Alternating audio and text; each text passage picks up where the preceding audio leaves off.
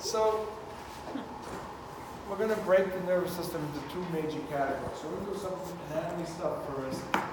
Wednesday we'll start hitting fizz, we'll be hitting fizz for a couple of lectures. And whatever, and we'll get through it. So the point I'm trying to show you, last test is primarily all the nervous system. And that's kind of like the second test in the anatomy was primarily all nervous system with a little bit of respiratory, but in this case it will be primarily all nervous system with a little bit of endocrine system. And endocrine's pretty brief the way we're going to hit it. Just talk about the different endocrine compounds and kind of what they do so you have some idea. So central nervous system is pretty made up of the brain and spinal cord. The peripheral system is made up of cranial nerves, spinal nerves. So we'll learn about 12 cranial nerves, 31 pairs of spinal nerves. And we'll learn pretty much all of them. Like the brachial plexus, lumbosacral plexus, we'll learn that. And all the cranial nerves. So you'll be an expert on all that stuff. So you're almost there, people. Last major system to cover, and it's pretty much over. Yay! Are we so excited? So now... Are we already commit suicide? Not yet. Soon. Wait for Christmas Eve. That's fucked up. Oh, is that when you give out the final grade? It's Christmas Eve? No, you should know before that. I'm not here. I'm out of the country for like 3 weeks. Nice.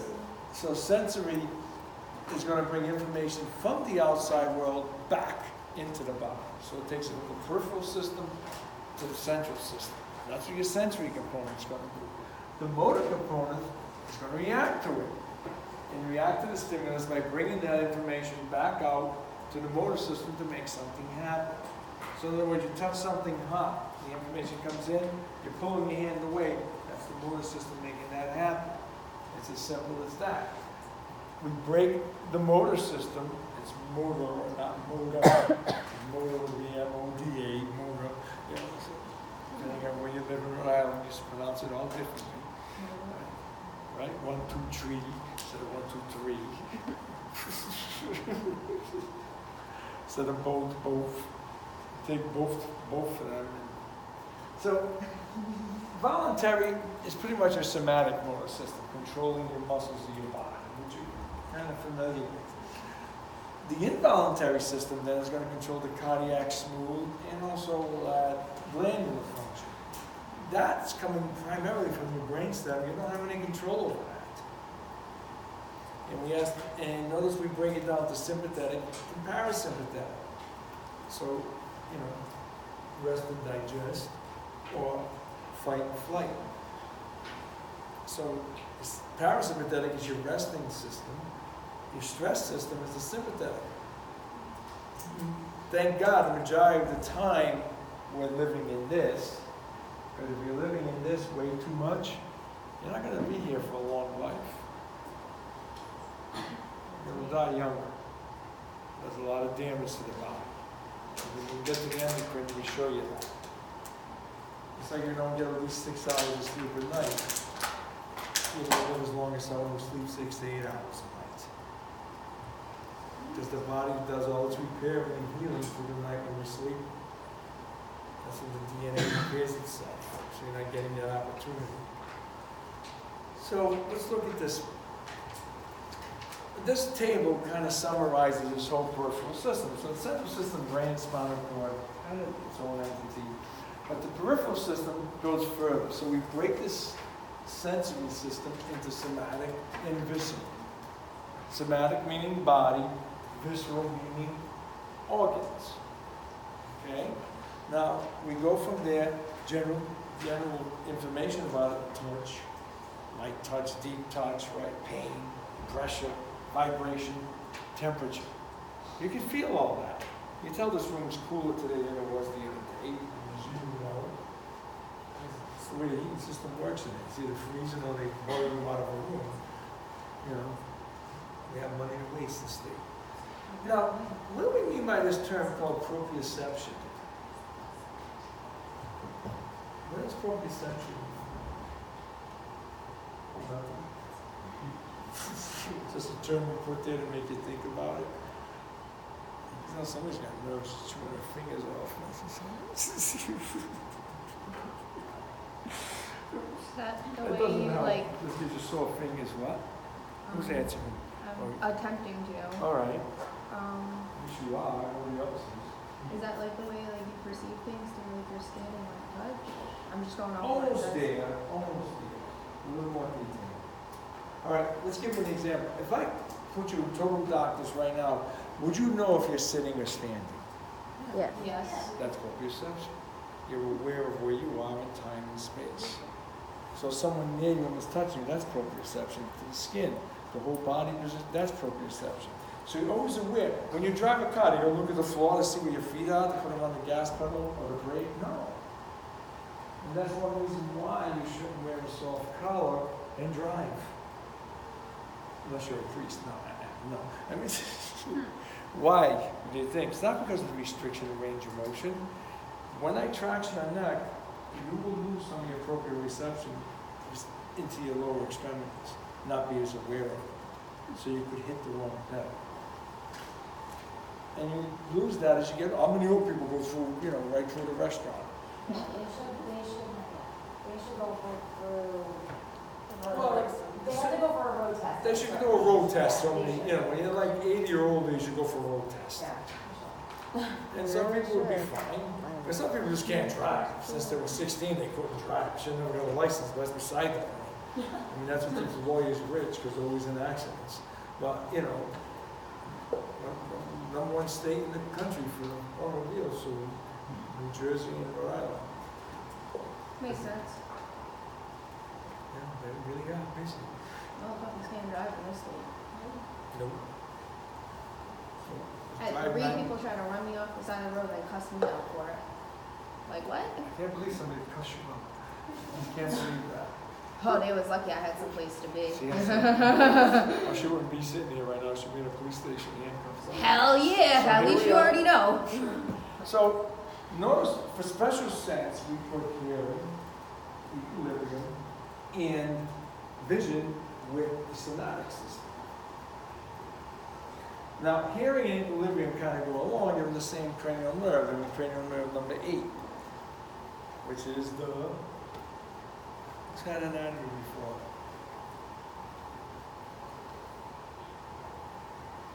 What's number 8? Gosh, she knows what I'm looking at. Vestibular cochlear. No, I'm looking at her. Not you. Vestibular cochlear. Or usually known as auditory nerve, but it has 2 functions to it: hearing and balance. Vestibular is the balance, cochlear is the hearing, which we'll go in detail with that when we get to the cranial nerve. So it kind of makes sense. So usually if you have a hearing issue, a lot of times the person will have a balance issue, like Meniere's disease. They have both. Can't hear good, and they lose balance. They always have tinnitus ringing in the ear. Sounds like hammers are banging in their head. They constantly hearing that. And bioflavonoids don't get rid of it, but too much crap. So someone's always get motion sickness. That's overstimulation of this nerve. You take products like Antivert or anything in that family, which is going to numb the inner ear canal up. That's what you're trying to do. Okay, so you're trying to numb it up so you don't overreact. So you dehydrate the canal, and we'll get into more detail when we get to that nerve. But notice we put vision with it. Because a lot of times you'll make a person do a test called, they've had severe trauma, severe whiplash, fall, whack their head. You make them do the Romberg procedure. So they put the feet together, the hands like this, and a lot of times you say stepped out with drift, you'll see in the neurology report, meaning they did something like this. So they're standing this way, and you say, okay, and then a little while they go, close your eyes. As soon as they close the eyes, boom, they go over. Vision helps a lot with balance. When you take it out of the equation, the person will lose their balance. Because vision will take and focus a point to keep the body focused on. So that's why when you're testing this stuff, you'll see a thing called, they call nystagmus, the eyes are twitching. The twitching of the eye, especially when you spin a person, is the eyes are trying to find a focus point to stop all the spinning going on, so the body locks to it and the canals calm down. So what I'm trying to show you is this relationship of vision, hearing, and balance. Now, we mentioned proprioception. Someone with vision loss, a blind person, has a greater proprioception than you. Their hands become more sensitive to feel, and their sense of if someone's in the room with them, they'll know. No matter how quiet you walk in the room, they'll ask who's there. They'll know you came in the room. They can actually hear you breathe.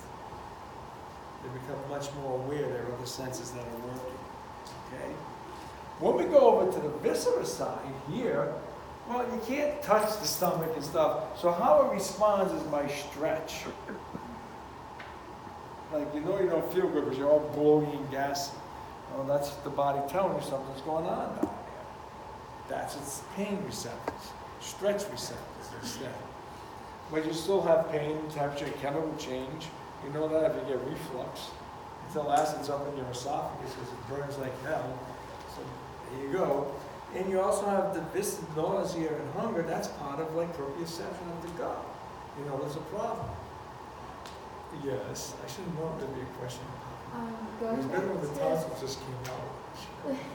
Going back to proprioception, you said it, you have to be impaired with one senses. What if like it's your ears and you're impaired in one ear, will you still enhance your other senses, or is it just no? No, you really won't. The other ear won't hear better. Kind of stays. Because my mom's like, deaf in one ear, and yeah, she so says that she senses well, she better. says that to your father. No, I she don't want to hear him. No, I knew a guy had to wear hearing aids, and when his wife would stop bitching, she shut him off. Sit on the couch. I said, you don't know how lucky you are. You can do that. Huh? So that doesn't surprise me. What, my mom? Yeah. Nope, not at all. That's smart, I used to though, laugh right? at her all the time. I had one. I go boink. And then she Wait, would so there are she other would senses lose over on everything. hands? Unless her Not in case you have to lose everything, like a deaf person Okay. is more aware of their vision to read your lips and stuff. And that's different versus one ear, because you still have some sense. Okay. You understand? Yeah. Makes sense? Good. So, notice what we put for special senses with the viscera, taste and smell. Because usually if it smells crappy, it kind of tastes crappy. Not all the time, but usually. Like, I think coffee's the opposite. Coffee doesn't smell bad, it only tastes like, ooh, doesn't really taste that good as it does. Or even, purple smells awful, but tastes good. I know there's the, the exceptions where they reverse. But usually though, you even get like pipe tobacco. It can smell nice, but taste it. It's the most bitter thing in your mouth. The only thing that smells and tastes yuck is weed. After a couple of puffs, you're not even aware of it. I mean, it doesn't, So I don't know what you're talking about. I think it smells It smells good. like a skunk. That's the good shit. The one of the professors is full time now with URI, and she said she was driving there. She goes, "Oh, there's going to be a family of skunk." No, It's an area down where they grow no marijuana. And you smell it. You can walk down the street now and someone. Oh, yeah, I know that. My neighbor next door, the kid, I was in the tree cutting stuff down one day. And that's exactly what It the kids smell- say. You know when he's home, because he smokes in the car. It's like, it just comes weeks. I practice in Providence. Every other patient comes in, they just smell their clothes and they're smoking. It's like, and then they wonder why. And maybe that's why I haven't come see you yet. So, but you can see the relationship. This fits better with this, and this fits better with that. Because this is playing more with the body's proprioceptive system. This plays well with the proprioceptive system of the gut. So you get the five special senses. And you categorize them where they fit the best. Okay? Now we go over to the other side of the fence and we have the motor response. You have afferent versus efferent. So this is, the effect comes in, now we work with the effect against it. That's all that wonderful grammar stuff. All your English majors in here. Somatic's easy. That's this basic skeletal muscle to move. Basic voluntary system. Now, we even brought this up before, so would all skeletal muscle fit this category or some of it into this category? Is all skeletal muscle under somatic control or not? Are there some under all right? That wasn't work, that was my alarm to go to work. Oh, you're going to work now? Yeah, I have the ain't done with that shit. No, I'm almost done. Oh, this Today's the orientation- last done. Oh, all right. Today's the last day. Then you quit Tuesday. Okay, you quit. But you get what I'm saying? Is all skeletal muscle under, No, all right, no, give me an example. the heart. Oh, Or that's, cardiac Oh muscle. yeah, that's right. Sorry. you're gonna go for it. I know. So you start grading the class more. I want this side of it here. I'm with my friend that's doing all this study for that. You're probably written this down already. Studying the ounce of feeling. You want to answer it? You're perfectly right. Swallow. Oops, did Do I you say swallow when you're sleeping? Yeah. Because if not, your pillow will be loaded with saliva. How about breathing? Yes. that? Wow. Breathing, the diaphragm skeletal muscle. On the intercostal muscle, you don't lift things up with your intercostal muscles, it's for breathing. So yeah, there's your examples. You got, where are you gonna go? I wanted to listen. Oh, okay. Real quick. Alright, so you listen real quick. Okay? But now when we get into this autonomic system, we break And the down Captain sympathetic America and scrubs today. parasympathetic. This is the control of the brainstem. Vish, send me the video, Leo.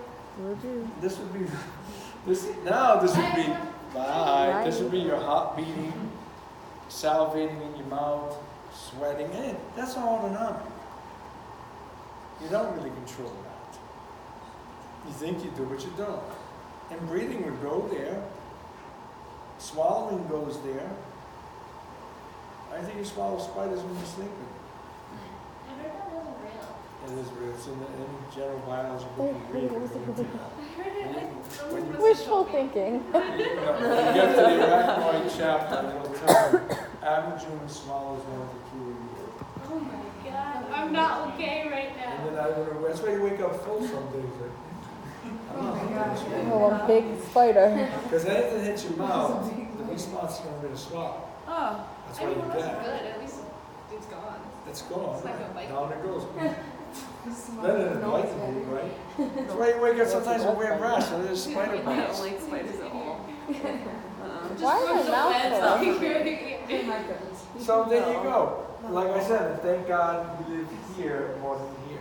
Okay, so let's go into this a little more. So we have sensory.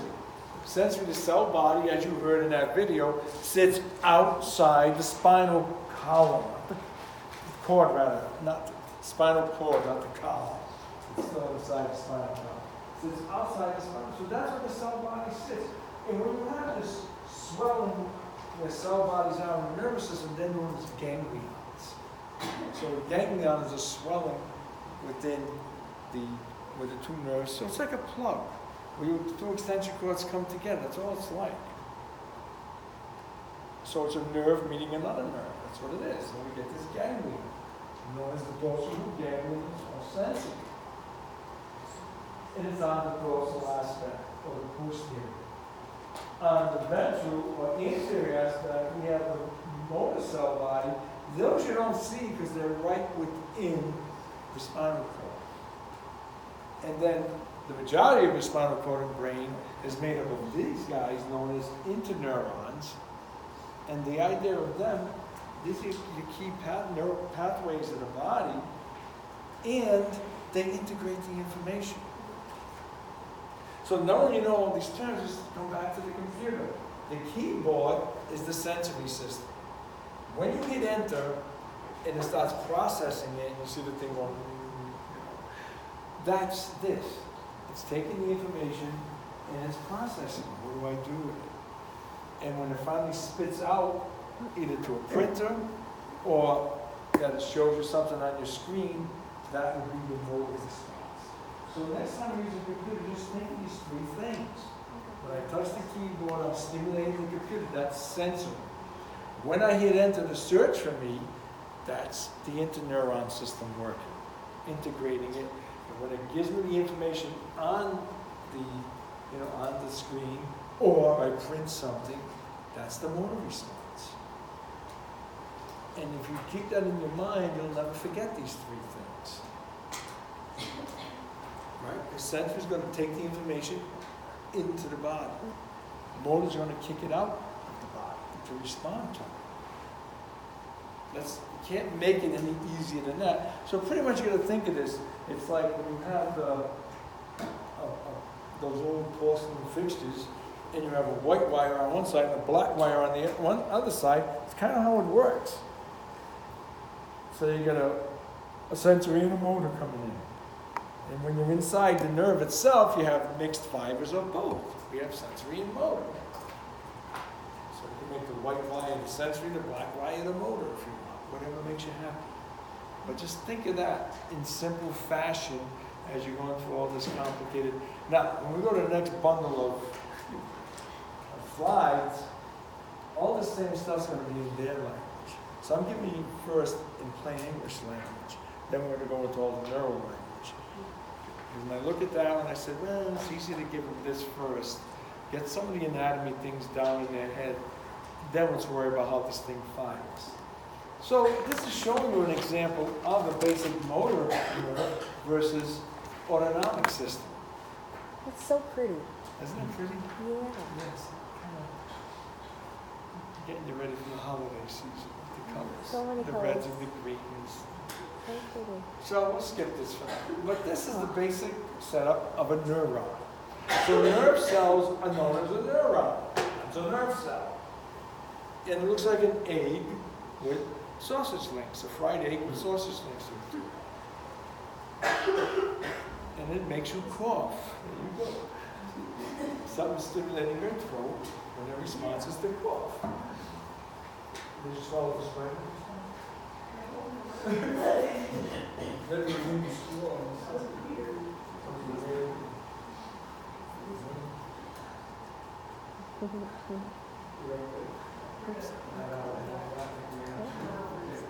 So notice the knot. So the HELOC, there's three areas of the nerve we're going to detail here. We're going to this one. The hillock, this is where the axon presenter starts. The axon, as it fires down, and then the end plate. We talked a little bit about acetylcholine, but we'll talk about other neurotransmitters, like 6. So there's others out there than just acetylcholine. Okay? Oh yeah, it's a shit. So Some of it in the prison. yeah, well. Let's go. These are to treat migraines and seizures. Okay, so here we go. So how does it travel down the current? Does it go straight through, or does it skip? Like skipping a stone, it skips. It's like skipping a stone over the water. What's quicker, plowing it through the water or skipping? Skipping. So the more myelin I have, the faster the nerve. So heavy myelinated nerves are quick. 100 meters in 1 second, that's fast. That's over the length of a football field. So imagine how fast you would be. 1001, you ran 100 yards. You wouldn't even see you. Unmyelinated fibers in 1 second travel a meter, which is a little bigger than the yard. Those are your gray fibers. So when you first burn your hand, that's the white fibers. Then in about 5 minutes, this thing starts to hurt, now it starts to throb. Well, those are your gray fibers, because those are the ones that once they get it, they don't forget it. You wish they would, and they don't. That's the ones that are going to hit you with the heavy narcotics to knock it out, to melt, shut them off. Okay, so you get different fibers that perceive pain and so forth. So notice how it jumps. Those little nodes that jumps through the current are known as the node of Renvier. So yes, these are names you'll have to remember, unfortunately. Node of Renvier. And we see this thing called the Schwann cell, because the yellow is the axon, and the Schwann cell is going to create the myelin in the peripheral system. What is myelin primarily made of?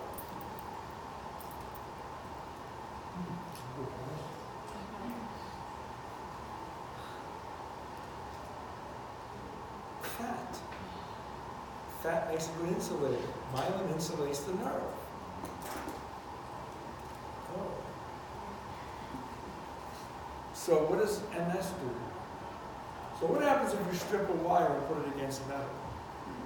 nice big spot, or you cross them, boom. Well, same thing that happens when you have MS. You start shorting out your nervous system. If the MS goes in, it starts demyelinating that nerve. So now you're losing your nose to fire properly. So we can't fire properly anymore. So you get weird symptoms. And I've had patients with it, and one was a young, this is going back years back. She was a young girl, probably in her late 20s then. I had her for a whiplash injury, and she got better. And about a year and a half later, she calls, and she goes, I need to see you. She was all of a sudden from, I can't feel anything from my belly button down. So I said, all right, come in. So I checked her out, and I said, well, two things going on. I'm going to level way out with you. You have a tumor in the spine, but I doubt it, or a mass. I said, we're going to send you for an MRI of the brain, the cervical, and thoracic spine. She was heavily plaqued throughout the brain, cervical, and thoracic spine, so it was pretty significant mass. And sent her over to a neurologist, which is specialized. So they treat her with interferon, they treat her with the same type of stuff that you treat certain cancers with. But the ironic part, by the time she got married, which she went through a wedding, so she was totally asymptomatic. Within like a 3 year. So that can happen. You can get a very progressive form that's going to wipe you out, or you can get a form that it may hit, and then you never have issues again with it, depending on your body's system and how it works with the immune system. Because it's an autoimmune-based type disease, thinking a link to the Epstein-Barr virus of stimulating it, they're not sure, but that's one of the links. But if you think about it, it's always young females, like late 20s, early 30s, that develop this when the nervous system gets stressed. Could it be possibly a link to the birth control? Notice that study's never been done. Too much money in birth control. The industry that produces it, even though most health carriers, you don't pay any copay on it, but they're paying for it. So it's a good observation to think about. You know, so you don't know. Certain things they won't do studies on because they don't want to know the answer. Right. Because they know the answer and it's like, oh. Because initially it was never designed to be a birth control pill, it was designed for estrogen therapy replacement. And then they realized if we duck this, you don't get pregnant. Look how much of it gets dispensed every day. A lot. That and Narcan. So why don't you make EpiPens free? They should. Not against that stuff being free, but make EpiPen free. Why insulin? How many poor people can't afford their insulin? A lot. So you have to treat the people that are not as well off as we are. Then you realize what it is, and it's aggravating because you can't get tests done, you can't get stuff done for these people because nobody wants to take it because there's no health coverage in the picture. So if you just stop paying all these greedy congressmen and senators, you could afford universal health coverage. There's one way to do it without hurting the middle class, but that'll never happen because that's a country club they belong to. The only thing that can be voted on bipartisan is to raise their own salaries. He's 100% correct. You've never seen them fight to raise their salaries, do you? No. Think of someone that put their career in the military as an infantry level, sergeant down. They collect about $1,200 a month pension the rest of their life. Over 20 years of sacrifice. 1,400 if they're lucky. These some of the bitches put 6 years in after that, they get $160,000 a year for lifeless health coverage. The best health coverage, not ours, it's not Blue Cross, it's their own health plan that pays for everything that we pay for. So I don't think there should be term limits and limits on what they get. But I thought it was a country of the people, for the people, but we have no say. You ever think of that? And you guys are going into a real controversy field, healthcare, because the healthcare system is getting screwed every day of your life. So just remember that. You're the one that's picked, that's destroyed all the time. Well, paying nurses too much, that's why healthcare costs so much. Well, that's what we're gonna say, doctors charge too much. Well, they don't, if you actually see what they get from what they build, it's ridiculous. You know, $5,000 procedure, Blue Cross pays $750, that's it, take it or leave it or screw you, you're out of the system. Oh, they pay for this, but we're not paying for this. Well, I had to put them to sleep, but I won't be able to do the procedure, well, we're not paying for that. Well, what the heck? Really, when they had with a hammer? I know we're off track, but it's the truth. And people working around it are seeing it. It's frustrating to bill like $3 million a year out, and you're lucky if you collect 40% of that. But you have to have staff to build that kind of money, so you're going to pay them. The overhead's there. There's no net. Gross means nothing. It's the net that counts when you're in business. Not hard to gross $1 million as a physician. We're lucky if you're netting $100,000 out of it. A lot of other fields will pay you $100,000 without the headaches. So this is showing the two different types of neurons we have. Not an interneuron, we either have a motor or a sensory. Because the information comes this way into the cyclops and out it goes. That would be that dorsal root ganglion. Here, this is in the spinal canal. It comes, and of course you have collateral branches. And when you're getting down to the end, you're getting to the what? The motor unit and the neuromuscular junction. This is just working back from it.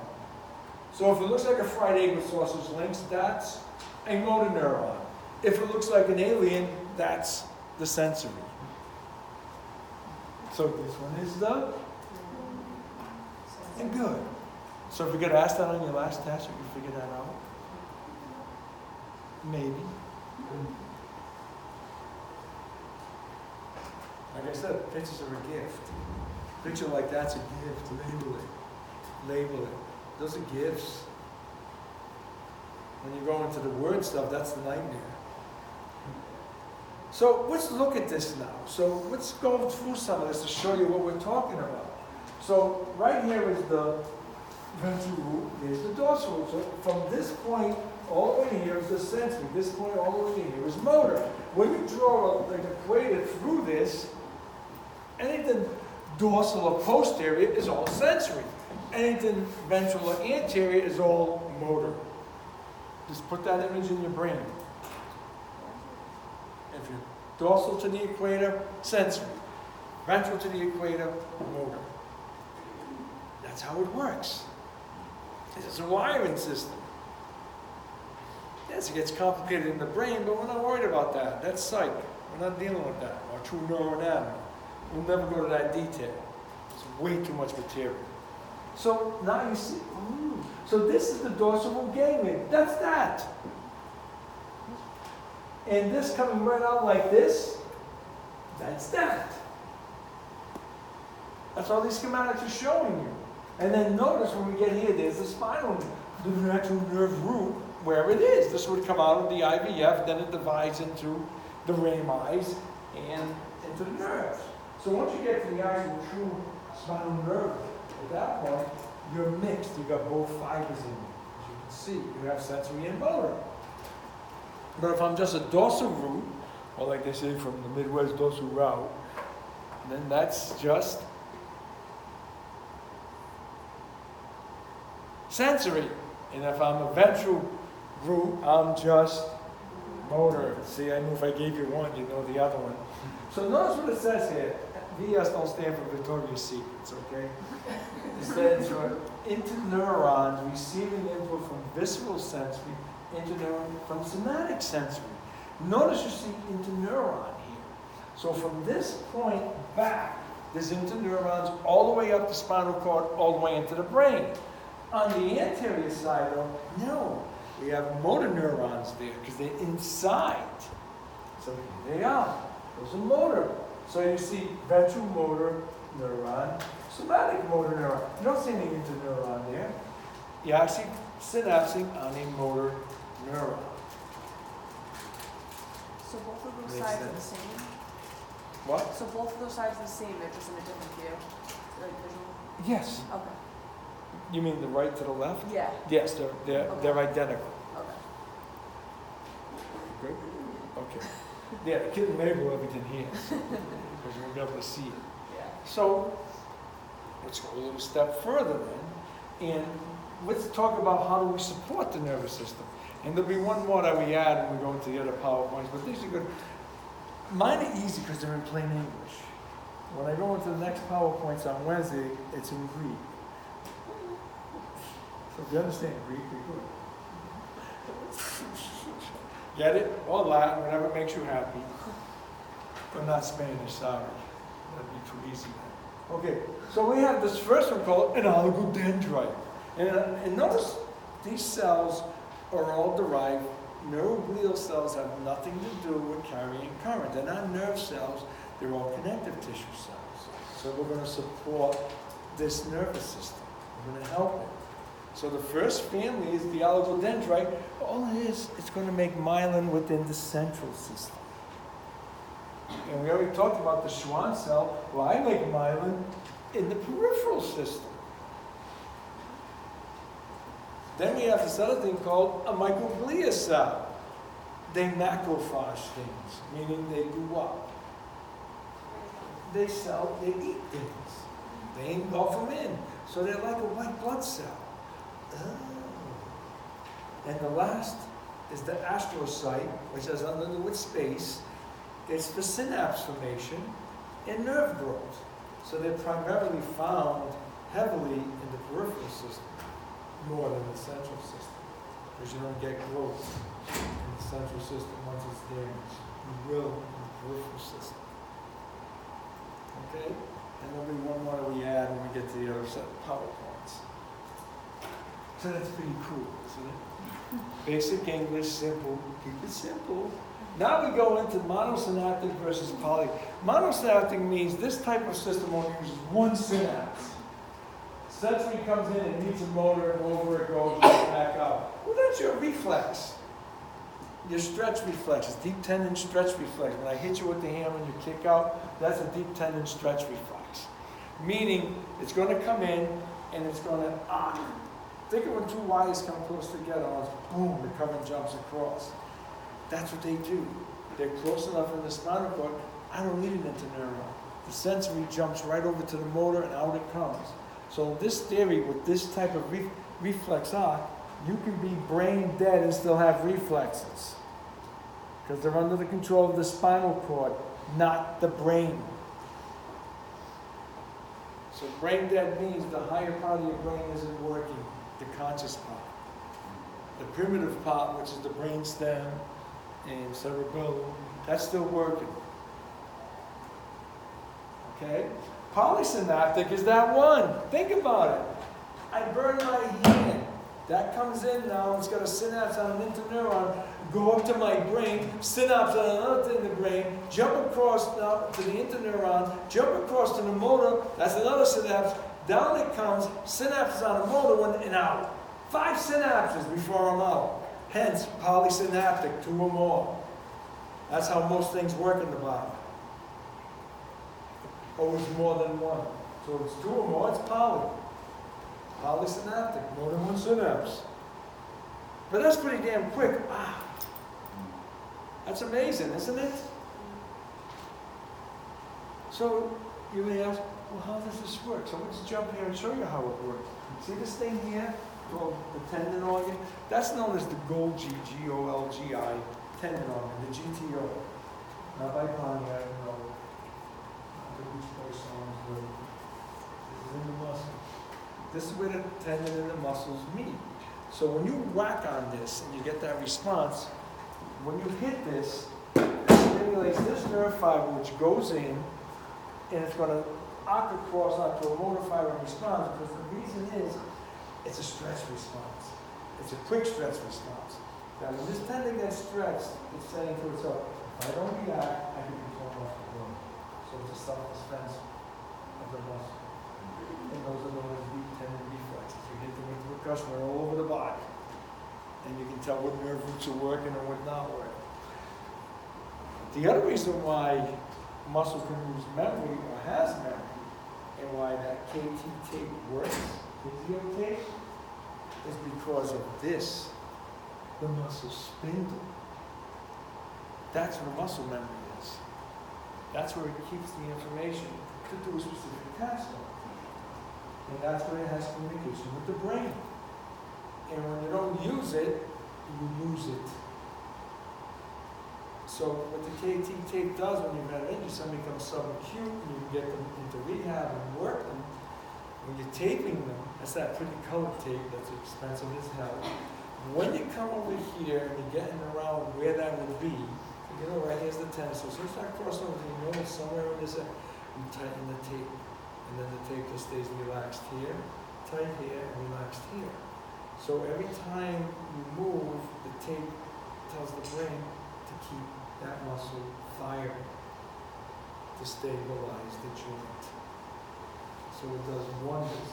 And if you use this stuff right on someone, if they're subacute, they do have some pain still, but you put this on, and within 15, 20 minutes, the pain stops.